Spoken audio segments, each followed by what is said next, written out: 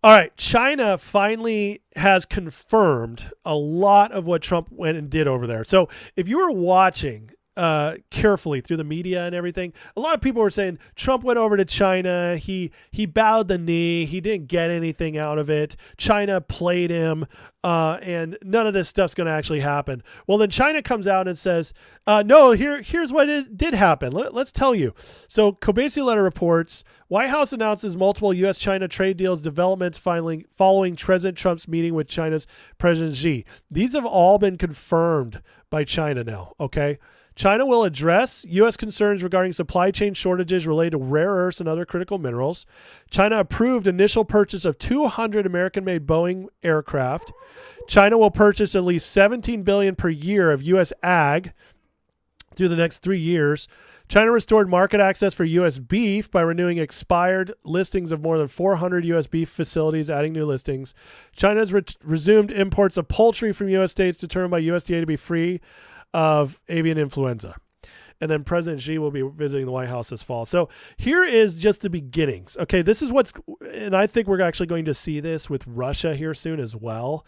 The beginnings of initial talks and initial deals. Like none of this is that big in and of itself. The biggest thing, which has also been confirmed, is that China is going to be buying oil from us. That, my friends, is a game changer because China was buying its oil from Venezuela, Iran, all these bad actor states where they were getting this wholesale deals of oil. That's all gone now, okay, because of what Trump's pulled off. And so now by fusing us closer together, just like with Russia, bringing us all closer together, we're creating this new world order. And I don't mean that in the dirty term that's been thrown around for decades, like, President Bush #1. No, I just mean that Trump is literally rebuilding the world order in a way that's reshaping things. It's breaking us away from this globalist one world government kind of deal they were trying to build and bringing us all back to sovereignty, where sovereign nations that are strong in and of themselves work with each other and integrate and trade in a way that makes it so war doesn't make as much sense, that we actually just deal with each other fairly. That's what Trump's doing, and that's what the genius of his approach is diplomatically. It's what's worked in the Middle East.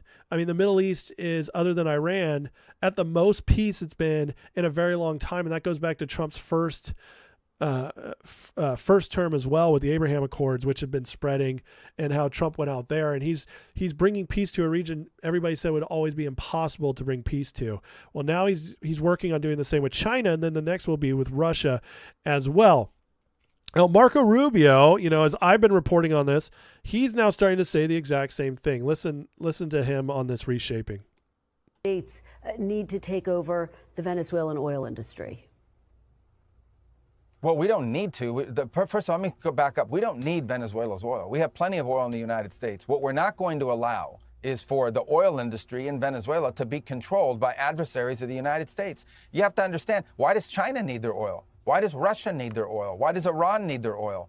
They're not even in this continent. This is the Western Hemisphere. This is where we live. And we're not going to allow the Western Hemisphere to be a base of operation for adversaries, competitors, and rivals of the United States. Have specific oil companies? We also want to see that oil and the proceeds from it.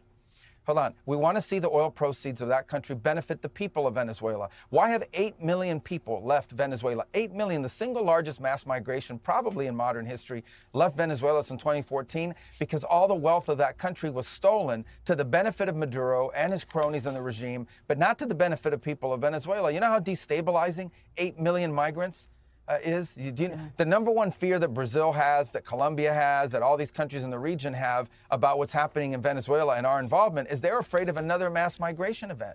That's what they fear. This is deeply destabilizing stuff. It's not going to continue to happen. They are not going to come from outside of our hemisphere, destabilize our region in our own backyard, and us have to pay the price for it. Not under President Trump. Let's talk big picture.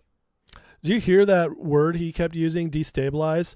I mean, that is exactly what has been the whole City of London idea, right?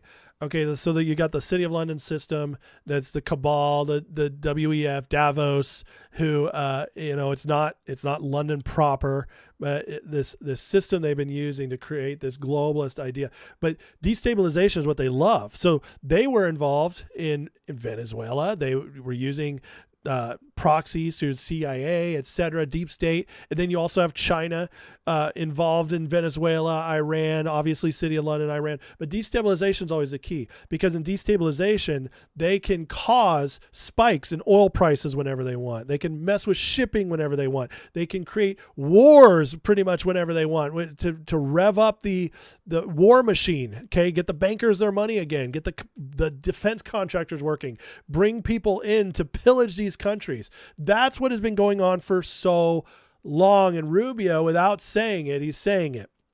Okay, get the foreign actors out. Get them out. That's what Trump's doing. He's creating. First of all, he's going to the countries that were the most used by City of London, China, whatever, for their purposes. Venezuela and Iran. He's been dealing with others through economic sanctions. He's dealing with the cartels in Mexico right now, which is another factor towards that. But he's going into all the areas where these outside actors were influencing them to hurt us, benefit themselves, and also keep us always on edge. And just but by breaking that all up, he's restored sovereignty to the Venezuelans. And also saying, like, if I see anybody else come in, we're coming after you. He did the exact same thing with Iran, which Iran was kind of the big one of all of them, the biggest proxy state of all of them. Okay, centralized in the world with oil, with shipping, has all these aspects. Number one state sponsor of terror. So all these ways to impact global politics, global economy. Iran was the key to a lot of that. It was one of the, maybe the most important hub for destabilization. So Trump does this. He stops Venezuela. He's finishing up Iran, and then he's going to China and saying, like, how about we do things differently now? Let's talk about how we make this work, because I'm not letting you guys come in anymore under the gun. Sneakily using this for your own purposes, while hurting us. We're all gonna deal face to face now as nations. None of this sneaking around anymore. I'm done with that. Europe's a whole different thing. City of London is a whole different thing. He's choking them out economically. He's teaching them the lessons of their ways. All the free rides they've had is over. He's starting to wind down NATO. He's exposing the world to NATO, especially Americans, so that we're ready to pull out, which will take away their military, they'll have to start funding their own militaries again, so it'll be much more expensive for them. He's exposing the whole global, like the climate scam fraud, because without energy, they are going to fall apart in Europe because they haven't been getting their own natural gas. They haven't been drilling their own oil. He's exposing all of it, and he's leaving them with the consequences of that. So hopefully the people rise up, because quite frankly, we can't ever, we have no reason or way to go in militarily into Europe. That's just not going to happen. So let them deal with their own stuff by just choking them out. And Trump, honestly, he's happy to do that, just like he's choking out Iran right now, and it will wait until he really feels he needs to strike him again, which could happen any day now based on where negotiations are. But we don't need to deal with Europe the same way as that. You could just, because they were so dependent on us and so dependent on their proxies, you just cut off the proxies, you break them. China's a different beast. China's still strong on its own. So yeah, you go talk to them face to face. Russia will be a different animal. Once Ukraine and Russia's done, Trump's already been meeting with Putin. But what he's doing, he's putting all these countries in their own place, saying, take care of yourselves. Stop messing with other people and other nations. Stop. Don't you dare think about coming over to the Western Hemisphere. We will screw you up bad. So he's just repositioning the whole world order. And this is the new world order he's building, which is the exact opposite of this one world government globalist system so many are afraid of. And it goes against everybody who says there's technocracy coming, anybody who says that Trump's in it with the globalists. Everything he's doing proves the opposite of that. It's all about being sovereign now. And Trump continues to clean up stuff. I mean, he went after ISIS. He came back the day after China and comes back and says, now I'm going to fix Nigeria. Because Nigeria is under this horrific war right now, where they are just killing Christians like insane amounts. The Islamic terror by ISIS in this nation is just insane right now. So Trump took out ISIS's number 2 leader the day right after coming back from China. The man just doesn't stop. It's like it's our watch now, but it's not the police state we used to be where we go in, put troops down and be like, okay, you're going to become a democracy and we'll chill here until you're there. That's not what Trump's doing. He's not doing this in ways that hurts us. But he is showing, hey, we're not standing for all this destabilization anymore. We're not standing for all this craziness anymore. Let's all settle down. I will bomb, I'll wreck shop. I'll come in and kidnap your leader and take him away. Whatever I got to do that serves the interests of America, right, while also setting free these other nations without putting troops on the ground. It's incredible to watch. 2 days later, they took out Islamic State fighters as part of the Trump administration's efforts to protect Christians in America. So this is continuing on as well. We have things ramping up in Cuba, and even here at home, Kash Patel going out, extraditing and arresting 2 foreign terrorists in just 12 hours.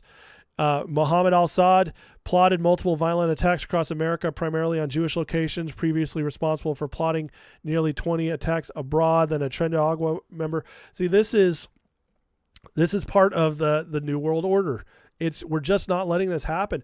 A lot of people were worried when we went into Iran. One of the reasons we didn't go into Iran for so long was because we kept being told there will be, the people were scared of it because there would be sleeper cells unleashed. If you go into Iran, they're going to do the sleeper cells. Well, what happened? None of that came about. Why did none of it come about? Because we're doing it at home too. We're actually using our resources for once, guys. We're actually using our technology, our people, our justice system, our military, and we're seeing this everywhere. It's incredible.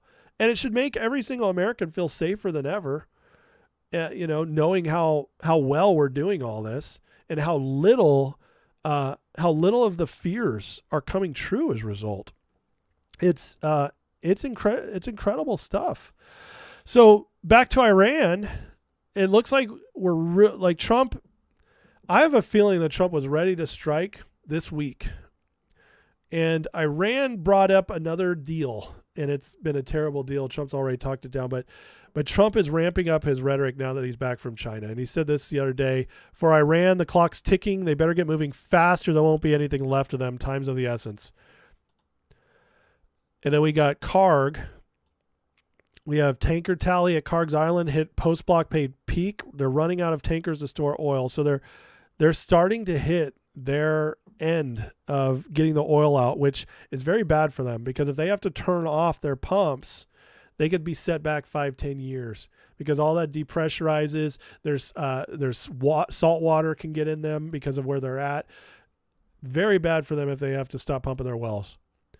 And we're getting there. This is Karg Island has no tankers loading and a sign the blockade's biting. So we're close. We're very close to the end game because Iran is either going to cave finally or they're going to stupidly double down. We're going to attack. And Trump, because we're going to win this one way or the other, but Trump came out today and says, if Iran surrenders, admits their Navy's gone resting at the bottom of the sea, their Air Force no longer with us, if their entire military walks out of Tehran, weapons dropped to hands held high, each shouting, I surrender, while wildly waving the representative white flag, if their entire remaining leadership signs all necessary documents of surrender, admit their defeat in the great power and force of the magnificent USA, the failing New York Times, China Street Journal, corrupt and now irrelevant CNN, and all other members of fake news media will headline, Iran had a masterful and brilliant victory over the USA. It wasn't even close. The Democrats and media have lost their way. They've gone absolutely crazy. And that, my friends, is just a great way of framing blackpilling. If you're blackpilling, you're believing the insanity of what these people are preaching at you. Because the truth is, I mean, we have Iran blocked at every angle. They have no way out of this. So it's going to be a win one way or the other. And no matter what I listen to, other than, really based podcasts, people reporting, but whatever media I get into, it is all talking about how Trump's losing here, how we are screwed and the gas prices are, hurting Americans. Americans are running out of patience. They'll take small truths and they erupt it into the most insane narratives to just blackpill you, to make you think there's no hope, to make you think Trump's failed us. And it's all to discourage MAGA from showing up. But Trump absolutely nails it right here because, and I think one of the reasons he put this out is because we're about to see victory and he's already seeding the narrative. So, I'm excited because I've told you guys many times, once Iran is finished, it opens the doors for all kinds of stuff. It opens the door to finish Cuba. It opens the door for Russia-Ukraine to end. It's going to significantly end City of London's hold. We're ramping up connections with China. Oil prices are going to plummet because the Strait of Hormuz will no longer be controlled just by Iran. So there'll be more free flow of shipping. You get all this going, and we're going to be seeing a booming economy heading into the midterms. And that is what they're very, very afraid of. But on top of that, this is going to be a lasting change that should hold for decades unless we get some morons who really, really screw it up. So what Trump's doing is absolutely incredible. And we should, enjoy the ride. Enjoy the ride because it's going to end in a good place.